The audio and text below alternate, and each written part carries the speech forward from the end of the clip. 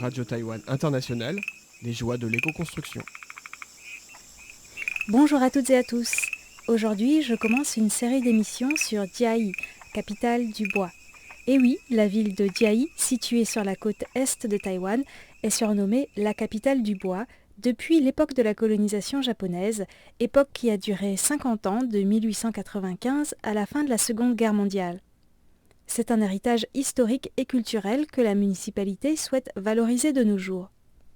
Je vous emmène tout d'abord visiter l'exposition Think Woods Timberize Jiayi au musée municipal aux côtés de spécialistes taïwanais qui nous permettront de creuser le sujet jusqu'aux racines, notamment la question des forêts, sujet que nous aborderons aujourd'hui. Puis, dans les prochaines émissions, nous visiterons le musée des Beaux-Arts de Jiayi, un bel exemple de rénovation d'anciens bâtiments en utilisant principalement le bois selon des techniques contemporaines. Et dans quelques semaines, je vous ferai aussi découvrir des quartiers insolites de la ville. D'abord, poussons les portes du musée municipal, Jiayi Shili Boguan. Ce musée accueille jusqu'au 9 janvier prochain une exposition sur l'architecture contemporaine en bois. C'est une exposition très riche qui présente notamment les enjeux de la gestion des forêts, les innovations techniques dans l'utilisation du bois en architecture ainsi que de magnifiques maquettes. Pour nous accompagner dans cette visite, j'étais entourée du designer Chen Jiantong et de l'architecte Tsai Mengting qui travaillent tous deux avec le matériau bois. Tsai Mengting fait partie de l'équipe qui a organisé l'exposition.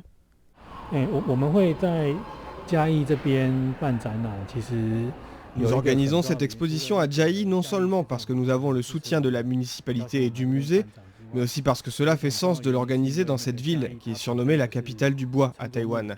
Pourquoi est-ce que Jiayi est considérée comme la capitale du bois à Taïwan ? Eh bien tout d'abord parce que cette ville est proche de la montagne Alishan où le bois était exploité dès l'époque de la colonisation japonaise. Une fois coupé, le bois était d'abord entreposé à Jiayi avant d'être transporté au Japon. À l'époque, étant donné que Jiayi était un centre de distribution du bois, beaucoup d'habitants construisaient leurs maisons en bois, car ce matériau était abondant. Nous pensons qu'organiser cette exposition ici, à Jiayi, c'est donc le point de départ le plus pertinent pour promouvoir les constructions modernes en bois à Taïwan. C'est en continuité avec l'histoire de cette ville. Le lieu est particulièrement bien choisi car le musée municipal se trouve juste en face de l'ancienne gare où arrivait le bois du mont Alishan. C'est un endroit que l'on peut encore visiter. Madame Zheng Yixin, responsable des musées au sein du département de la culture de la ville de Jiayi. Nous voulons promouvoir Jiayi en tant que capitale du bois 2.0. Donc, après la fermeture pour travaux du musée, nous avons cherché une exposition en lien avec le bois et nous avons coopéré avec le professeur Tsai pour cette exposition. Des échos que nous avons eus de la part du public, les gens apprécient cette exposition et surtout, ils découvrent plein de choses qu'ils ne savaient pas sur les constructions en bois. Madame Zheng m'a aussi montré une brochure éditée par la ville de Jiayi sur les vieilles maisons en bois, dont certaines ont été rénovées. On peut y lire le témoignage de gens qui habitent encore ces maisons. Certains trouvent qu'il y fait bon vivre, car il n'y fait pas trop chaud. D'autres insistent sur le fait que ces maisons ont bien résisté aux tremblements de terre. Mais cette exposition n'est pas centrée sur les anciens bâtiments. Elle parle surtout du présent et du futur, comme l'explique Chen Jiantong.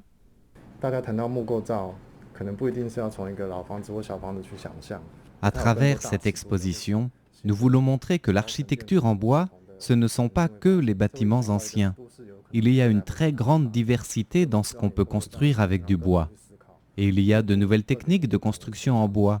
On peut construire des bâtiments de grande envergure et ça peut avoir une influence sur comment les villes vont se développer dans le futur. Plus concrètement, nous réfléchissons à quoi pourrait ressembler une capitale du bois 2.0. J'ai trouvé intéressant que l'exposition commence par les liens entre la forêt, le bois et l'architecture. Cette question est d'ailleurs au fondement de ce qui a valu à Jiayi son surnom de capitale du bois. Le bois a été massivement exploité sur le mont Alishan et aussi dans les autres forêts à Taïwan du début du XXe siècle au début des années 1990, d'abord par les Japonais, puis par le gouvernement du Kuomintang. Ils ont souvent replanté des arbres, mais ce n'étaient pas forcément les mêmes espèces. Celles qui poussaient plus vite ou qui pouvaient être facilement exploitées ont été privilégiées. Aujourd'hui, quand on se promène dans les forêts à Taïwan, on est souvent impressionné par la végétation luxuriante due au climat tropical au sud ou subtropical au nord. Mais en réalité, avant l'exploitation du bois, il y avait des arbres vraiment énormes. On a du mal à se l'imaginer aujourd'hui, car il n'en reste plus beaucoup. Dans les années 1990 et 2000, Taïwan a ensuite freiné l'exploitation du bois et a mis en place une politique de plantation de forêts, notamment pour éviter les glissements de terrain. En 2016, la loi a interdit les coupes de bois dans les forêts naturelles. Le bois taïwanais ne peut donc provenir que des forêts de plantation prévues à cet effet. Aujourd'hui, la forêt recouvre environ 60% de la superficie de Taïwan, dont 20% sont des forêts plantées. Les espèces les plus répandues sont les cyprès cryptomères, liaoshan, et les cyprès taïwania, taiwanshan. Toutefois, le bois le plus précieux est une sorte de cyprès qui s'appelle hinoki en japonais ou kuaimu en chinois. C'est un bois à l'odeur très agréable. Mais il y a peu de parcelles plantées de hinoki aujourd'hui car cet arbre met très longtemps à pousser. En tout cas, on peut dire que la gestion des forêts à Taïwan a vraiment connu une histoire particulière. Après environ 80 ans d'exploitation intensive, la sylviculture a été mise en stand-by pendant près de 30 ans. Aujourd'hui, Taïwan essaye de trouver un entre-deux, de développer une sylviculture durable dans ses forêts de plantation, mais cela ne se fait pas du jour au lendemain, bien sûr. Et puis, il faut attendre 30 à 50 ans avant de couper un arbre planté pour la construction. Ça ne pousse pas aussi vite que le bambou. Le bois est un matériau renouvelable, mais il faut du temps. Actuellement, 99% du bois utilisé en architecture à Taïwan est du bois importé. Et oui, le bois taïwanais reste très minoritaire. Déjà parce que les surfaces plantées à cet effet sont petites, mais aussi parce qu'il y a peu d'usines de transformation du bois. Étant donné que la plus grande partie du bois utilisé à Taïwan dans la construction est importé, j'ai demandé à Chan Jiantong si l'on pouvait être sûr que ce bois provenait de forêts durables.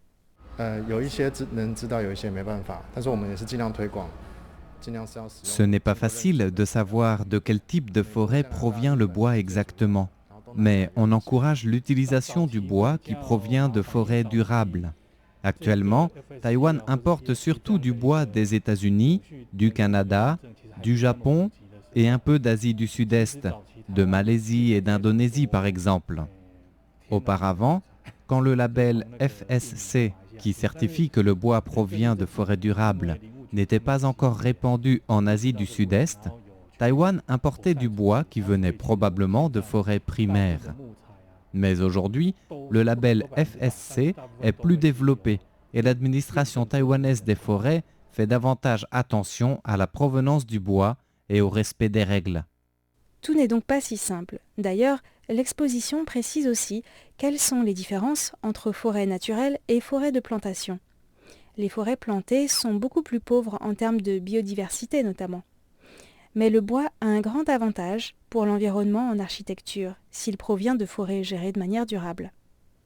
C'est un matériau qui stocke le CO2, contrairement au béton et à l'acier dont la production émet du CO2. Ce cycle de vie du bois est d'ailleurs bien expliqué dans l'exposition. Pendant leur croissance, les arbres absorbent le CO2 présent dans l'atmosphère. Une fois l'arbre coupé et utilisé en architecture, le bois continue à stocker le CO2 qu'il a absorbé.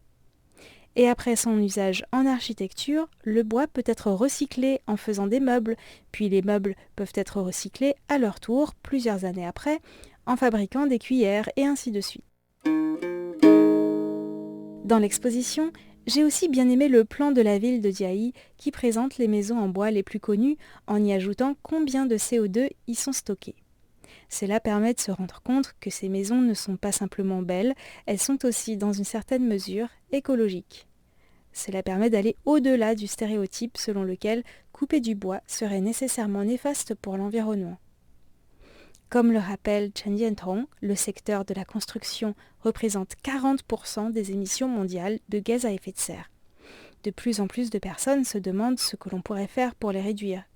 C'est donc selon lui le bon moment pour que les architectes et les personnes chargées de la gestion des forêts à Taïwan coopèrent pour faire émerger certaines solutions grâce aux matériaux bois en architecture contemporaine. Mais pour cela, il faut aller au-delà des stéréotypes, et c'est d'ailleurs l'un des objectifs de cette exposition, comme l'explique Tsai Meng-Ting. 台湾目前的法规其实规定木造只能够盖到4层楼高，但是实际上木头，因为现在的 La loi taïwanaise limite les constructions en bois à 4 étages maximum. En réalité, grâce au progrès technique et à l'évolution de la gestion des forêts, le matériau bois est devenu un matériau de construction très avancé. Toutefois, le gouvernement et beaucoup de Taïwanais ont encore une attitude un peu conservatrice. Ils doutent que les constructions en bois puissent avoir une place dans les villes modernes, que ce soit pour des raisons de sécurité ou de commodité. Ils ont donc besoin qu'on leur montre quels sont les avantages du bois, notamment à travers des exemples de ce qui se fait déjà à l'étranger. Après la section sur les forêts, l'exposition donne un aperçu des innovations dans le domaine de l'architecture en bois qui permettent à ce matériau d'être résistant au feu, aux termites et même à l'eau et qui permet de construire des bâtiments de grande envergure. Une grande différence entre les maisons traditionnelles construites en bois à l'époque de la colonisation japonaise par exemple et les bâtiments construits en bois ces dernières années, c'est qu'actuellement, il est très rare d'utiliser un tronc en entier pour les poutres par exemple. Les matériaux bois aujourd'hui sont le plus souvent des matériaux agrégés, c'est-à-dire que les troncs sont coupés en lamelles qui sont ensuite collées entre elles. L'exposition présente plusieurs techniques que l'on appelle en français le bois lamelé croisé, notamment le CLT et le GLT, ce sont des acronymes anglais pour Cross Laminated Timber et Glued Laminated Timber. Je ne suis pas une spécialiste et j'ai donc un peu naïvement demandé pourquoi on utilisait aujourd'hui ces techniques, parce que personnellement je trouve qu'une poutre réalisée à partir d'un tronc en bois, c'est quand même plus joli. Monsieur Chen et Monsieur Tsai m'ont expliqué que les troncs d'arbres provenant de forêts plantées sont moins massifs que ceux qui proviennent de forêts naturelles où il faut éviter de couper des arbres. Ce serait donc plus difficile de les utiliser en tant que poutres parce que les troncs d'arbres de forêts plantées sont parfois trop petits. Un autre avantage, c'est la standardisation. En effet, chaque tronc a une solidité différente, en fonction du climat sur le site où il a poussé, et certains troncs peuvent avoir une solidité différente par endroit. En les coupant en lamelles, on peut évaluer plus facilement par des machines la solidité de chaque lamelle. Ces lamelles sont donc triées en fonction de leur solidité. Celles qui ont des caractéristiques similaires sont ensuite collées entre elles et on obtient un matériau standardisé, un matériau industriel. Pour le dire autrement, il serait beaucoup plus difficile pour un architecte qui voudrait construire un bâtiment de plus de 2 étages en bois de répondre aux normes de sécurité actuelles s'il n'avait pas à sa disposition ces matériaux dont la solidité est vérifiée et garantie par une entreprise. Ces matériaux agrégés sont non seulement plus solides, ils permettent de construire des bâtiments beaucoup plus hauts et en plus, ils résistent mieux au feu. Dans l'exposition, on peut d'ailleurs voir et même s'asseoir sur un magnifique banc en bois GLT. L'exposition présente aussi les techniques traditionnelles d'assemblage des pièces de bois sans clous, simplement grâce à des encastrements. Les Japonais étaient vraiment des maîtres en la matière.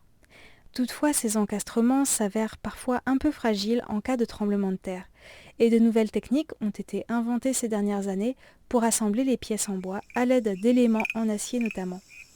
Vous pourrez aussi les découvrir dans cette exposition. La semaine prochaine, nous poursuivons la visite.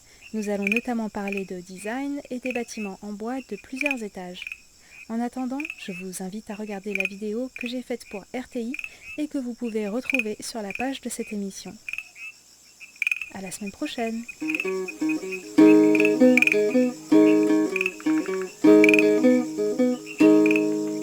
Radio Taïwan International, les joies de l'éco-construction.